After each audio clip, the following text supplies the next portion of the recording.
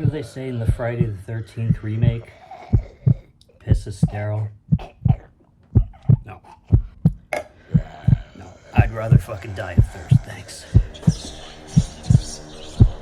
When all these bastards just go try and eat someone else.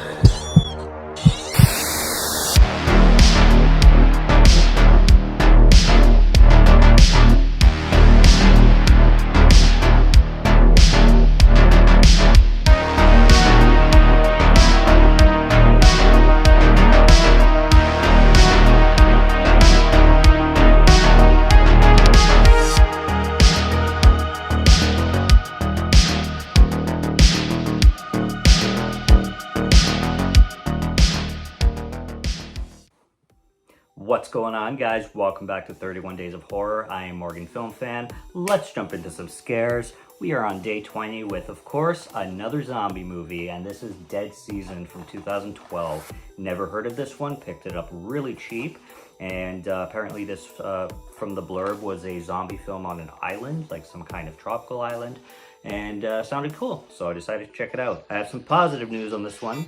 This is way better than the last film I saw. We have a fully zombie-infested world where they say like 99% of the population is infected, and we're introduced to this guy who calls himself Elvis. They use nicknames, and he goes by Elvis, and he meets this woman who, funny enough, she tries to break into his house, which I don't know what the hell he's doing. I think he's waiting up for somebody else because he leaves a note on the door saying the key's under the mat.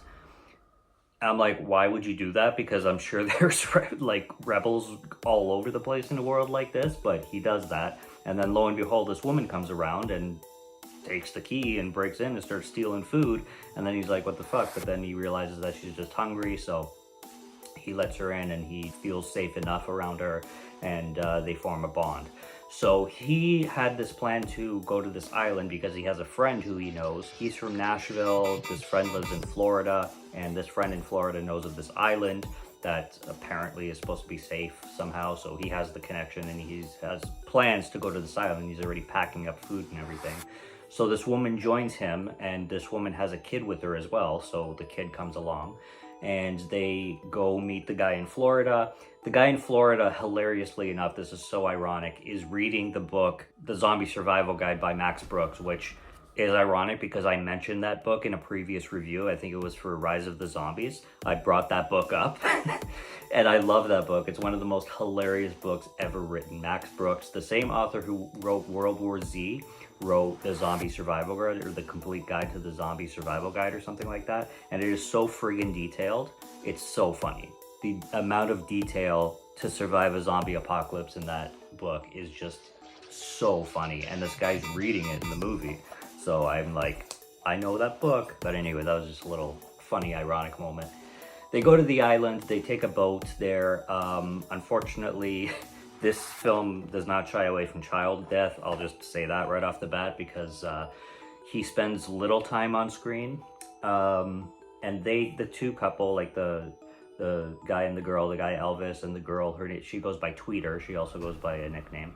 They get to the island and then they realize that this island is not so safe because not only is it absolutely filled to the hilt with zombies, it is also run by a military kind of militia organization led by this guy named Kurt. And Kurt has, a group of men that they're secure on this island, and they only let people stay if they're worthy, basically. Otherwise, they just throw them back into the water. And they take no prisoners. They take no useless people, essentially. Like, they take this guy because he's a medical expert, and they're questioning the girl because the girl she doesn't really have any skills, and they're wondering if she's gonna slow her down and everything. But of course, Elvis convinces him to keep the girl around, and they offer what they can do to help on this island. Now, the Kurt guy, I really like him. He's tough as nails, but essentially he kidnaps people because he doesn't really let them leave. And I didn't really understand that part because, like, if somebody is like if somebody just wants to leave the island, why wouldn't he let him go? It's less baggage kind of thing. It's like, okay, go ahead, try and get out and fend for yourself. Like it doesn't cost him anything. So I don't understand why he kind of keeps people prisoners. But he ties them up, and he's, you know, there's a word for it, like vetting them. He's asking them a bunch of questions, like what their real names are, what their occupations were before everything. And then they just, like I said, decide to stick on the island. For the most part, this film is positive. This film really, really works as a zombie film. The only downfall that this film has is that it moves at such a quick pace, and like it is quick. Like it's an hour and a half film, so it's not too short, but it is a quick pace. It does not waste any time. There's a ton of zombie action. The zombies look fantastic. There's a bunch of like great zombie kills. There's great shootouts. There's great moments. The score in this film is clearly inspired by 28 Days Later. Like if you know the 28 Days Later score, you listen to this and you're like, you know exactly where that was thought up of. They also meet this girl on the island who is the daughter of Kurt. She's a 17-year-old girl, and Kurt is beyond overprotective with this girl. He's trying to train her and teach her, but he doesn't have any confidence in her. One, because she's his daughter, and two, because she's young, and he, you know, wants to do anything and everything to let her survive. So he basically doesn't let her leave her room. And she doesn't have any connections to the world. She doesn't have anybody to talk to. There's not really any women on this island. It's pretty much just military men. This girl, Tweeter, that came along was the first woman in a long time to come along. And I think that's one of the big reasons why he decided to keep her on the island. There's not like, there's not any like rape or essay things that go on like 28 Days Later did. Nothing like that happens, but yeah, she is the only woman outside of the daughter on the island. But the daughter really, you know, is angsty. She's a typical teenager. She wants to get away from her father. She doesn't like being a prisoner, because that's exactly what she is. But in Kurt's eyes, you know, he's just trying to protect his daughter, kind of thing. What I was saying about the pace though, because it's so fast paced and because it's just so focused on zombie action, you really don't get any room for character development. So you have this budding romance with Tweeter and Elvis, and it just comes out of nowhere. Like there's no like time. They meet, and then it's like, oh, they're in love all of a sudden. And you know, you don't get much of a kind of dynamic between Kurt and his daughter, the 17-year-old daughter, who's named Rachel. You don't get much of a relationship between Tweeter and Rachel, because Tweeter is the first woman that this daughter has seen in so long. They could have built something bigger, but like it's just action centric, and you're not going to get much of a plot. And a lot of people are not going to like this movie because of that, especially people who are really big into plots and story and character development and details like that. This film does not have a lot to offer in that sense.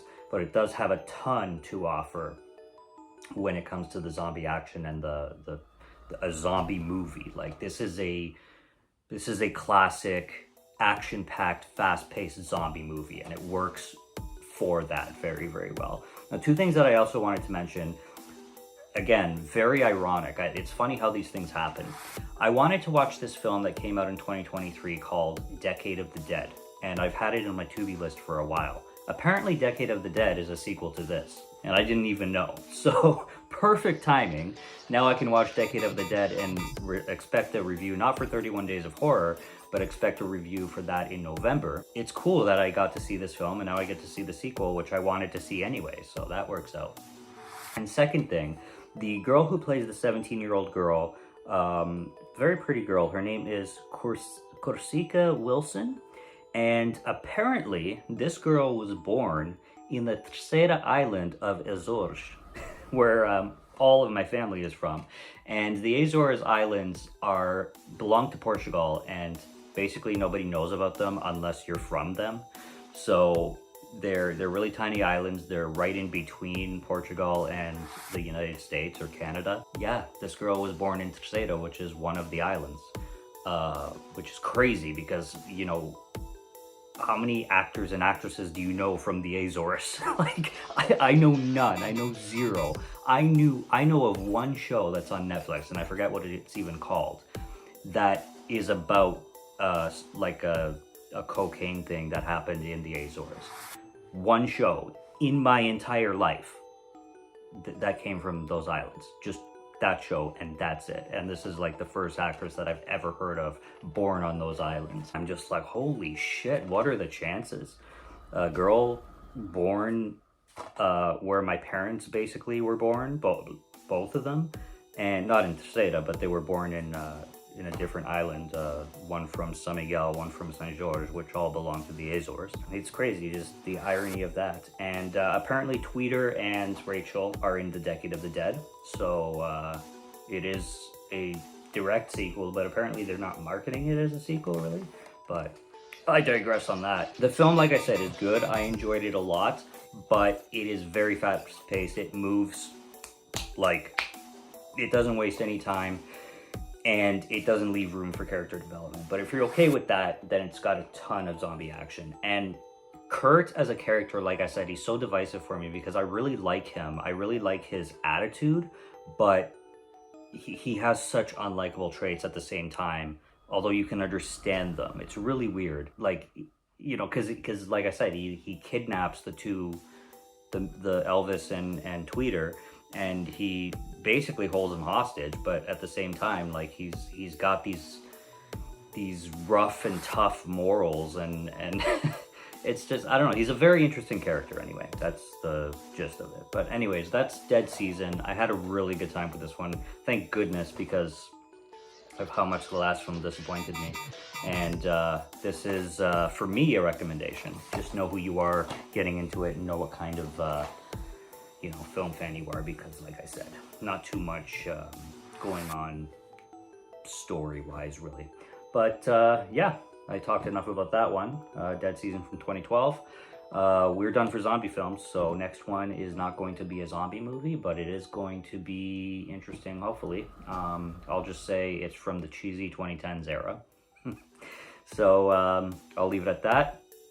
Thank you for joining me for 31 Days of Horror. I hope everybody is enjoying their spooky season, and I'm still having fun with my reviews, and we'll see if the films go up in quality, not down, hopefully, knock on wood. Till next review, sleep tight tonight.